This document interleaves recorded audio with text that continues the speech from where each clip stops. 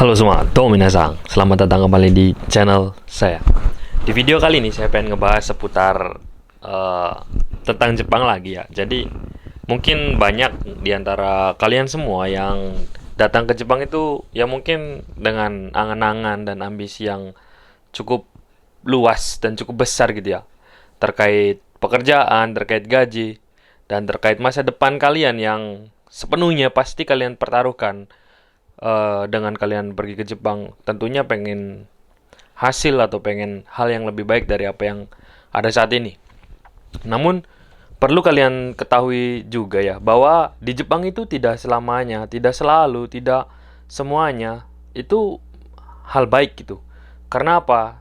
Karena banyak sekali sekarang itu job-job yang menurut saya sangat nyeleneh dan tidak masuk akal gitu. Di video kali ini saya pengen menjabarkan apa yang sudah keluarga saya, kerabat saya alami gitu ya. Dan mereka curhat panjang lebar.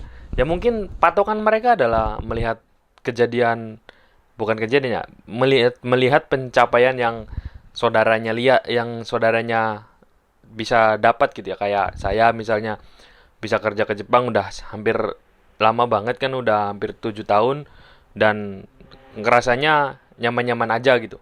Tapi ketika mereka datang ke Jepang, mereka harus menghadapi situasi yang katakanlah job yang tidak sesuai di tanda tangan kontrak lah, gaji yang tidak sesuai di tanda tangan kontrak lah, gaji tidak sesuai dengan hitungan hari dan lain sejenisnya, dan itu banyak sekali. Jadi ini terjadi pada adik saya sendiri ya. Adik saya itu kan mungkin motivasi besarnya pengen ke Jepang tuh karena pengen kayak kakaknya gitu, pengen bisa beli ini itu, bisa ngasih orang tua dan lain sebagainya. Namun yang sangat sedih dan menyedihkannya itu ketika saya mendengar adik saya siang malam kerja, misal kayak berangkat jam 12 siang, pulang jam 12 malam, berangkat jam 8 pagi, pulang jam 9 malam. Itu kan artinya kalau di secara perhitungan, itu kan hitungannya kan lembur kan. Secara logika saya aja itu pasti berpikir bahwa ini lumayan nih gajinya gitu. Ditambah lagi hari Sabtu yang harusnya libur juga disuruh masuk. Jadi liburnya itu dalam satu minggu cuma sehari kadang. Dan itu eh, terjadi itu bukan cuma sehari dua hari lembur sampai larut malam. Bahkan hampir tiap hari pulang malam. Dan yang bikin saya kaget itu ketika adik saya menjelaskan atau menceritakan tentang ini gajinya cuma dapat segini katanya dan potongannya kayak gini, ini apa aja mungkin kan ya dibandingin saya adik saya banyak nggak ngertinya tentang slip gaji di Jepang gitu. Nah saya pun minta tuh coba lihat slip gajinya kayak gimana, tolong difotoin, dan saya lihat juga kaget banget saya. Masa iya kerja 22 hari, setiap hari pulang malam, cuman digaji 9 juta. Bayangin, itu tuh menurut saya udah sangat-sangat jauh melenceng. Katakanlah, kalaupun misal melencengnya cuma 1 atau 2 juta, itu mungkin sangat wajar sekali. Itu banyak banget itu. Soalnya secara perhitungan saya orang bodoh sekalipun, satu hari aja misal per jamnya itu 900. 900 dikali 8 jam aja itu berapa? Dikali 22 hari. Itu pasti hitungannya udah gede gitu. Udah lumayan, ditambah belum lagi ditambah lembur Sabtunya, lembur tiap harinya nyampe malam. Kalau hitungannya bener ya.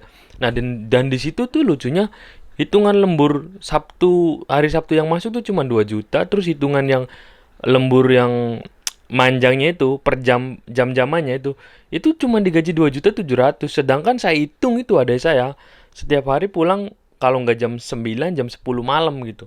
Saya kagetnya kok ada ya perusahaan yang setega itu gitu udah mengedatengin dari Indonesia dengan biaya yang menurut karena saya ngerasanya ngebiayain gitu ya. Karena saya ngerasanya ngebiayain dan tahu gitu detail biayanya berapa. Biayanya itu sampai 30 juta. Itu job 1 tahun doang loh. Sedangkan kerjanya udah mengangkat-ngangkat berat dan ditambah gajinya tidak sesuai dengan apa yang dikontrak. Dan yang bikin saya kaget lagi, di slip gajinya itu tercatat bahwa ada pengeluaran atau potongan kayak bus antar jemput ke perusahaan itu gede banget, nyampe 2 mang 4 ribu gitu. Bayangin, kita disuruh kerja nih di perusahaan. Oke lah, dari Indonesia kita bayar nih, karena ya entah itu percaloan atau gimana, katakanlah ada embel-embel buat ngurus ini dan itu, oke lah, oke. Didatengin ke Jepang. Nyampe Jepang diakal-akalin lagi dengan kayak bus jemputannya harus bayar lah, inilah, itulah. Why? Sekamar juga itu berdua, dan kamarnya itu menurut saya itu nggak layak banget. Udah pada copot temboknya, dan kasur dengan temannya itu nggak ada jarak banget, itu cuman mepet-mepet banget, kakinya mentok, kanan kirinya mentok.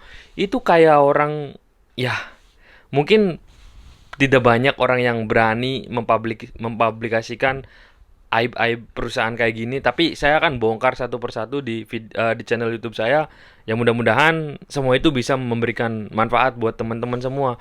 Nah, dan kelanjutan video ini akan saya lanjutkan di part kedua, karena memori kamera saya nggak mencukupi, mohon dimaklumi. Dan yang jelas gila, oknum dari Indonesianya juga sangat gila.